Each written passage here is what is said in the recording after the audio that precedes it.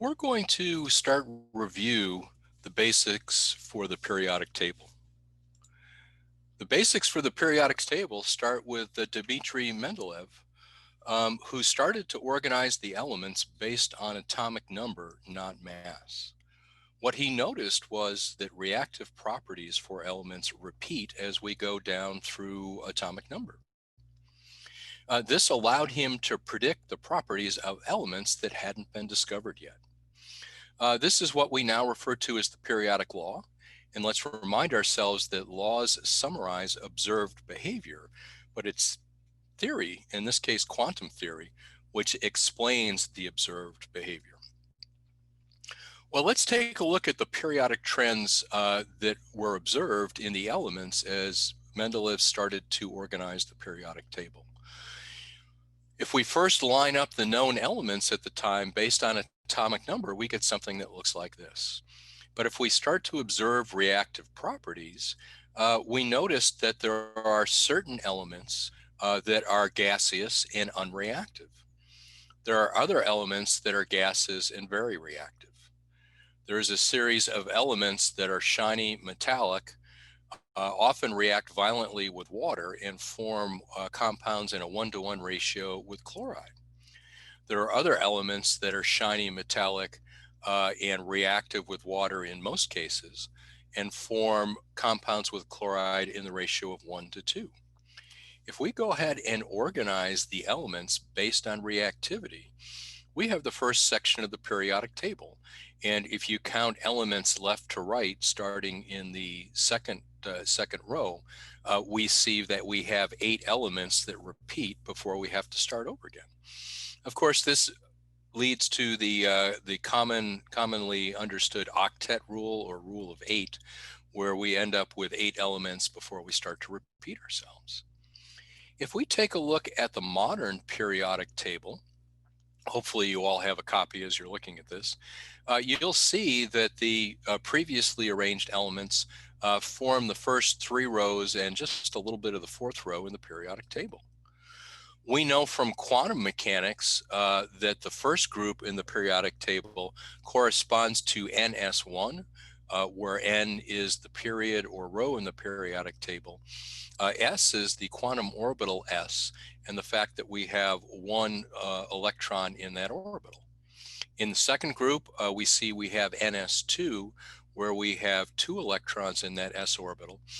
And of course, since there's only a single s orbital, we can only spin pair 2 electrons in that s orbital. We're done with s orbitals.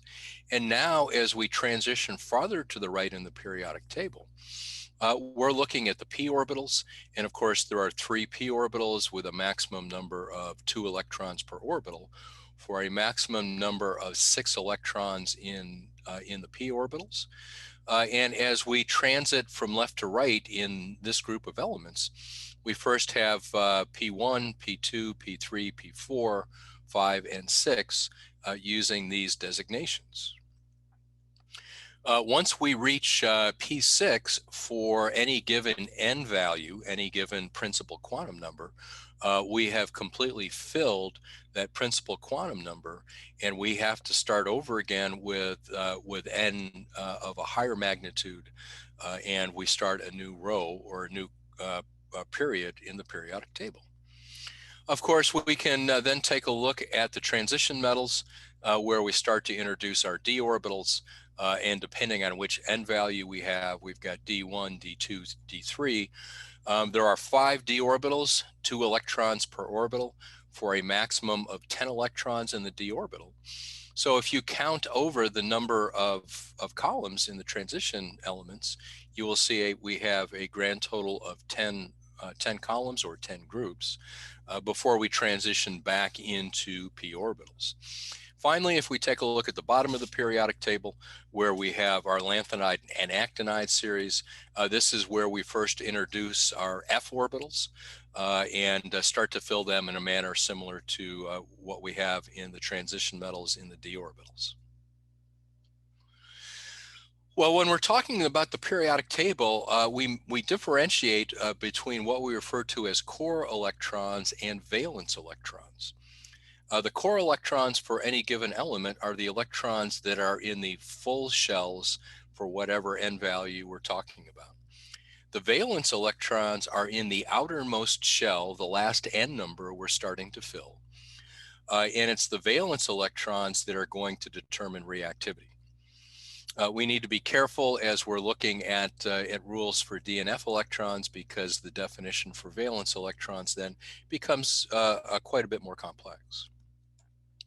Every element in the same periodic group or column in the periodic table has the same number of valence electrons. And as I mentioned, this is important because valence electrons are the only electrons involved in bonding. By organizing the periodic table based on reactivity, we organized it based on valence electrons without ever knowing that they were there. So what's the relationship then between the column number and the number of valence electrons? I'll let you stew over that as you look at your periodic table at home. Well, what's the relationship between quantum mechanics in the periodic table? Well, our chemical properties like reactivity are determined only by the valence electrons, and bonds are formed using only valence electrons. When a quantum number n is full, the element has extra stability. And by stability in the chemical sense, we mean low reactivity. Electrons can't achieve a lower energy by forming a chemical bond. And therefore, these elements with full quantum level numbers n are extra stable and almost universally refuse to form chemical bonds. Well, where in the periodic table do we find completely full quantum numbers, completely full n values? Well, if we transit all the way over to the right-hand side of the periodic table, that's where we have the noble gases. The noble gases are named because they almost universally refuse to react and are therefore referred to as noble. Other elements can reach lower energy by sharing electrons to fill that n value. And for us, sharing electrons means forming bonds. The universe favors low energy configurations in everything, which means the universe is going to favor those elements that have not reached a full n value. They're going to favor those elements to form bonds or exchange electrons until they have a full quantum number. Energy is literally the reason for everything that we observe in the chemical laboratory and out in the wider environment and universe. Well, if we take a look at valence electrons and stability, we find that a full quantum number explains the noble gases. Does it explain anything else we see in the periodic table besides the noble gases? Well, let's go ahead and write out the orbital diagrams for the three elements shown below. We're going to take a look at atomic number 9, which is fluorine, atomic number 10, which is neon, and atomic number 11, which is sodium. So 3 sequential elements in the periodic table. If we go ahead and write out the orbital diagram for fluorine, we get something that looks like this. For neon, 1 more proton, 1 more electron. For sodium, 1 more proton, 1 more electron. So we can see a pattern here where fluorine is 1 electron short of filling its principal quantum number. Neon has filled its principal quantum number of n equals 2, and sodium is 1 electron over the principal quantum number of n equals 2. Well, we find that when we have a complete subshell, whatever our n value is, in this case n equals 2, we've reached what we will refer to as a noble gas configuration. And there are no known compounds of neon. On the other hand, fluorine, which is 1 electron short of a noble gas configuration and is almost in the elemental form, is found as F2, which is a gas, is extremely reactive.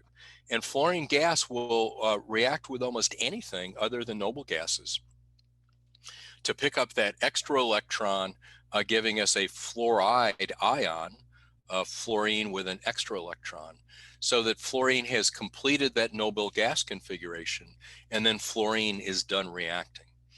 On the other side, sodium metal is extremely reactive. Many of you have seen videos of sodium metal reacting with water. And sodium metal, in almost all reactions, will lose an electron to form a sodium plus one ion.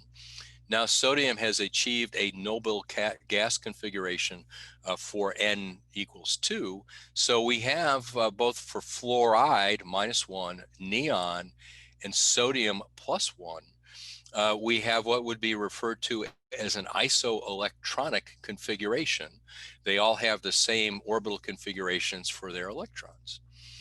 This drive to achieve a noble gas configuration governs many of the chemical reactions that we observe in the laboratory.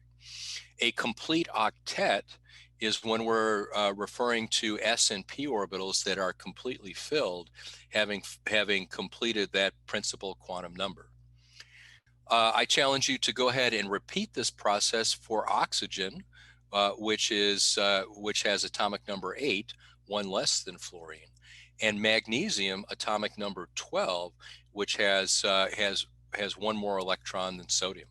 How many electrons will they add or lose to achieve that noble gas configuration? We expect that to affect their reactivity. Well, let's take a look at the periodic table then in ion formation. So this is the previous representation that we had, showing the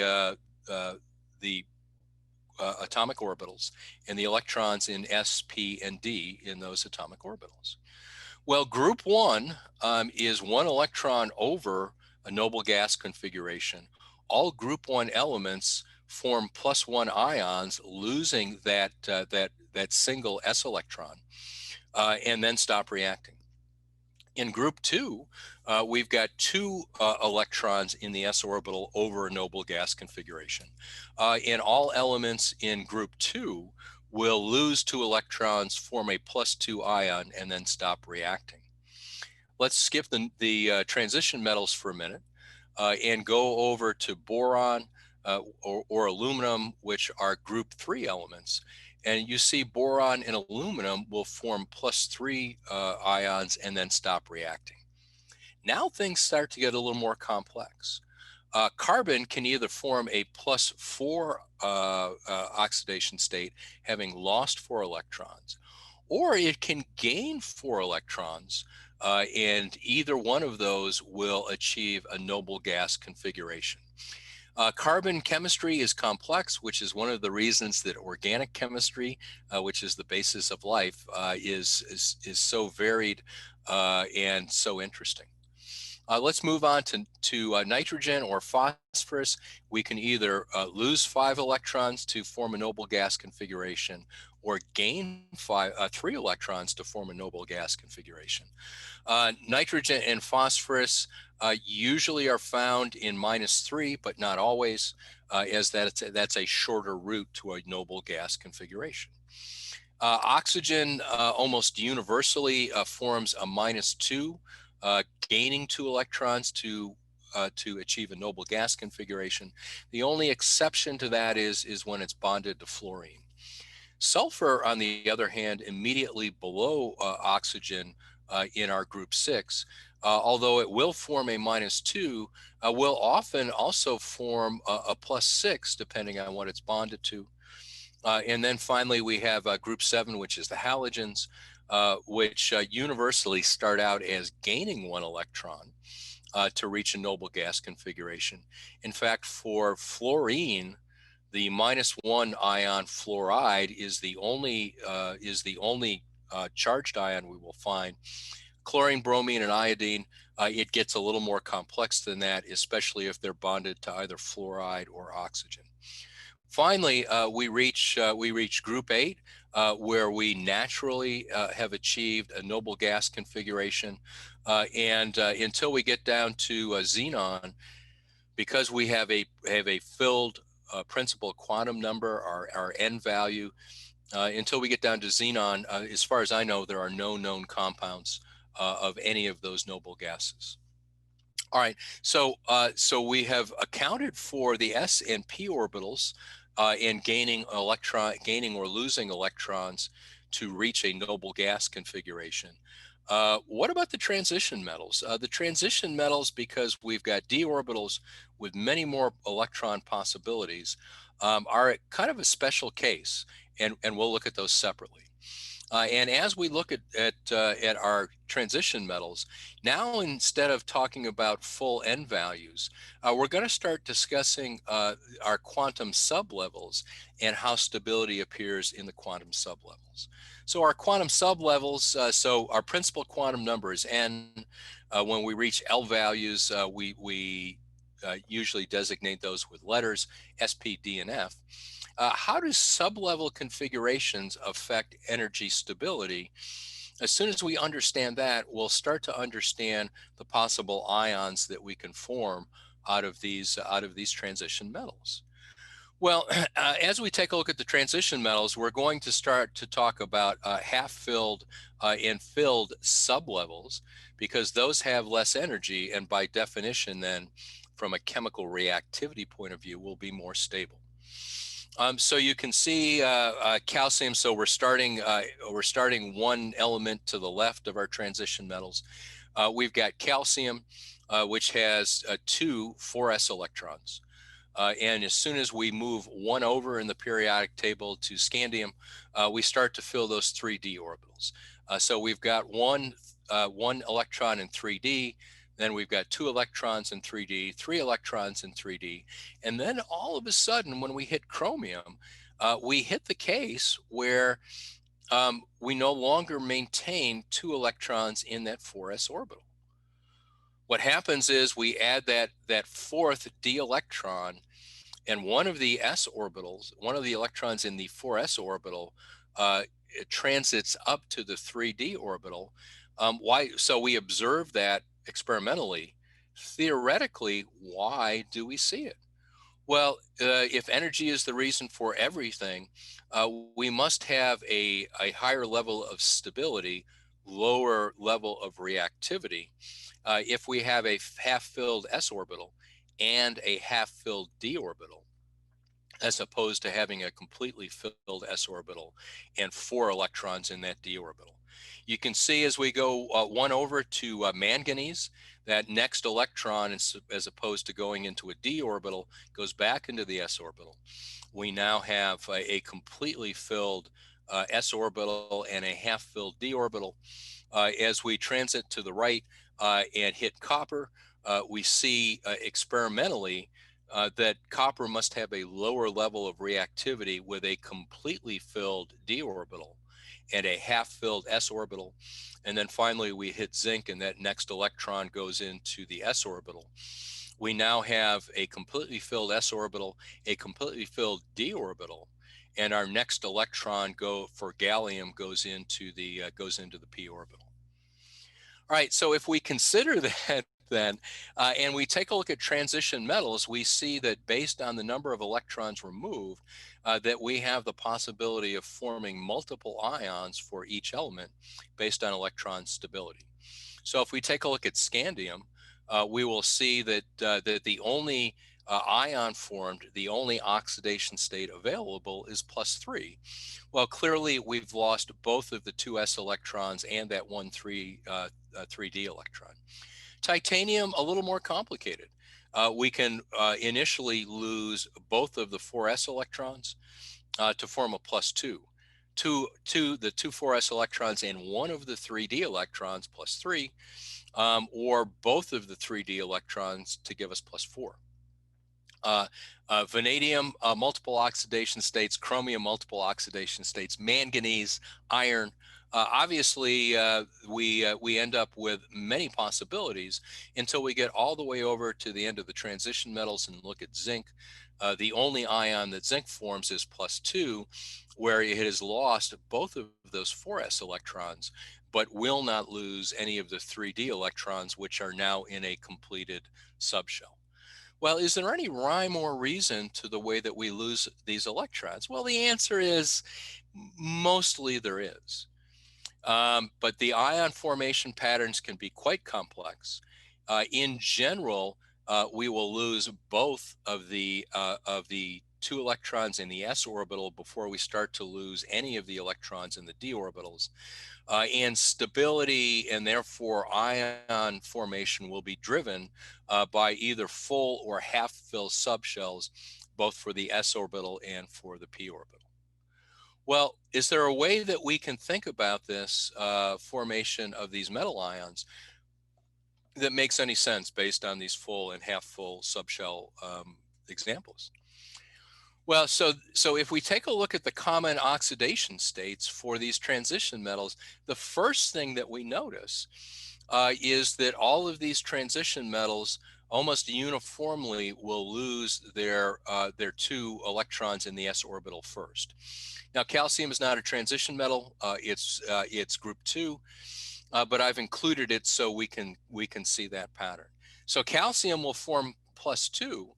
And then as we lose d orbitals, the stability of the resulting ion will end up influencing the oxidation states that we see. So we can see as we transition across the transition metals, scandium most often will form +3, where it's lost those 2 electrons and is losing all of the electrons in the d orbital. Titanium lost the 2 electrons in the s orbital and has lost all of its electrons in the d orbital. Vanadium, on the other hand, will commonly form ions where it's lost the s electrons and all of the d electrons, but will also form an ion where we have 3 electrons left in the d orbital. Well, there's something experimentally in the stability of having 3 electrons in the d orbital is not easily explained, but we can see that having 3 electrons in the d orbital is common as we move to the right in transition metals. Finally, we get to manganese. Manganese, we can see stability where we've lost the 2 electrons in the s orbital, but retain 5 electrons in the d orbitals or a half-filled subshell. Or manganese will form oxidation states where it's retained only 3 electrons in that d orbital or 0 electrons in that d orbital. Iron, D6, D5, and we'll transition over to copper and zinc, where we're looking at oxidation states that are driven by a fully completed d subshell. So if we take a look at the common oxidation states that we see for these transition metals, some of them are explained by this representation, but not all of them. So for titanium, as a for instance, we commonly see titanium +4, where we've lost both s electrons, both d electrons, that's fine. Vanadium can be found as +2, having lost the s electrons, +3, +4, +5. Manganese has a tremendous number of oxidation states, having lost 2 electrons, 3, 4, 6, 7, and so on. The one thing that we'll ask you to note is that the most common oxidation state found in the transition metals is +2, where we've lost both of those s electrons that we had completed in the subshell over in group 2. And then after that, we're going to start to see loss of d electrons. So rule of thumb here is that we will most commonly lose the electrons in the s orbitals first, forming the +2 ion in transition metals. And then finally, we will look at the electrons in the d orbitals.